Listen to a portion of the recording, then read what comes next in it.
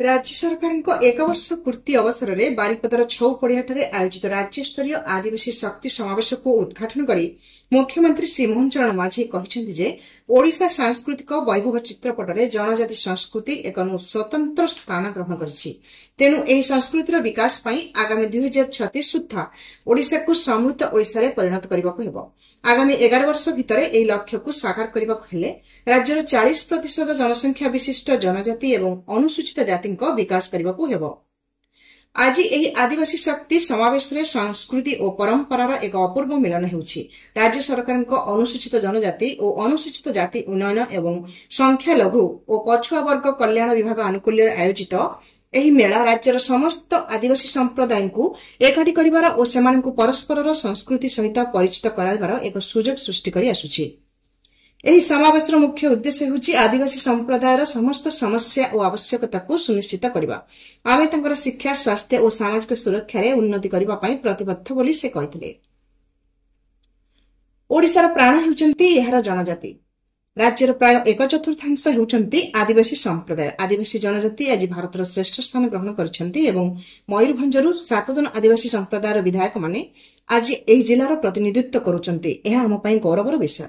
जेतेबेले सम्मानर कथा आसे एही मयूरभंज माटीर जने साधारण परिवारर झियो बहु बाधाविघ्न सत्वे आज देशर प्रथम नागरिक महामहिम राष्ट्रपति पदरे देश को गौरवान्वित करछंती। केवल मयूरभंज नुहे सारा देशर जनजाति झियो प्रत्येक महिलांक पई प्रेरणार उत्स। भारतीय संस्कृति और परंपरा जनजाति बिना कल्पना करबा असंभव बोली मुख्यमंत्री निज अभिभाषण रे कहिसंती। से कहिसंती जे केंद्र सरकारक सहित ओडिशा राज्य सरकार जनजाति कल्याण पई प्रतिबद्ध। मुख्यमंत्री जनजाति जीविका मिशन अधीन रे राज्यर जनजाति समुदायर जीविका विकास को प्रोत्साहन करा जाउछि। कृषि जलसेचन और पशुपालन माध्यम 1.45 लाख जनजाति परिवार जीविका और आर्थिक स्थिति रे उन्नति आसीछि। 5000 आदिवासी युवक और युवती माने प्रत्येक 1 लाख टंका सहयोग राशि पाई लघु उद्योग आरंभ करी उपकृत होइछन्ति। छात्र छात्री आवासिक शिक्षा को सहयोग करिया पाई 2024 आर्थिक वर्ष रे 83 गोटी नूतन अनुसूचित जनजाति और अनुसूचित जाति छात्रावास 23 टी अन्य पछुआ वर्ग छात्रावास और 229 कोटी प्राथमिक विद्यालय छात्रावास पाई मोट 732.48 कोटी टंकार व्ययबराद करा जायछि। शिक्षा को सुदृढ़ प्रसार करने निमंते माध्यमिक एवं उच्च माध्यमिक स्तर में शहीद माधव सिंह हाथ खर्च योजना आरंभ होईछि। आवासिक विद्यालय गुड़िक अत्याधुनिक शिक्षानुष्ठान में परिणत करने लक्ष्य रे शहीद लक्ष्मण नायक आदर्श आश्रम विद्यालय योजना निमंते 100 कोटी टंका व्ययबराद करा जायछि। विकसित ओडिशा विकसित भारतर सारथी करने उद्देश्य रे राज्य में पीएम जनमन योजनार प्रचार प्रसार करा जाउछि। एही अभियान राज्यर 14 जिलार 1679 गांव में बास करुथिबा 2,94,712 जन विशेष भाव अन्योन्नत जनजाति समुदाय पीजीटीवी निकट में पहुंचब। राज्य सरकार आदिवासी संस्कृति और ऐतिह्य भवन एवं आदिवासी भाषा प्रतिष्ठान निमंते यथाक्रमे 100 कोटी और 50 कोटी टंका व्ययबराद रे प्रकल्पर भित्तिप्रस्तर स्थापन करछन्ति बोली मुख्यमंत्री कहिथिले। परिशेष मुख्यमंत्री कहिथिले जे ओडिशार सामग्रिक विकास पई आम सरकार एक ऋण कौशल प्रस्तुत करछन्ति। आदिवासी सशक्तिकरण आम पई केवल एक स्लोगान किंबा भोट पई इवेंट मैनेजमेंट नुहे, यह आम सरकारक आपणक पई प्रतिबद्धता। प्रत्येक आदिवासी परिवार रे शिक्षार प्रसार ही आदिवासी समाजर विकास बोली गणशिक्षा तथा अनुसूचित जाति और जनजाति मंत्री श्री नित्यानंद गंड कहिथिले।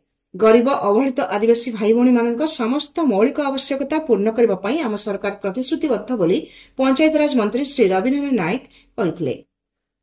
गृह और नगर उन्नयन मंत्री श्री कृष्णचंद्र महापात्र कहिथिले जे जनजाति मानक सामाजिक व्यवस्था सांस्कृतिक वैभव और मौलिकता को बजाय रखिबाक पड़िबो, कारण आम संस्कृतिर मूलपिंड हेउचंती आम आदिम आदिवासी। एही अवसर में जंगल और परिवेश मंत्री श्री गणेश राम सिंह खुंटिया कहिथिले जे आदिवासी उन्नति केवल आम संस्कृतिर विकास नुहे बरं आम पर्यावरणर विकास।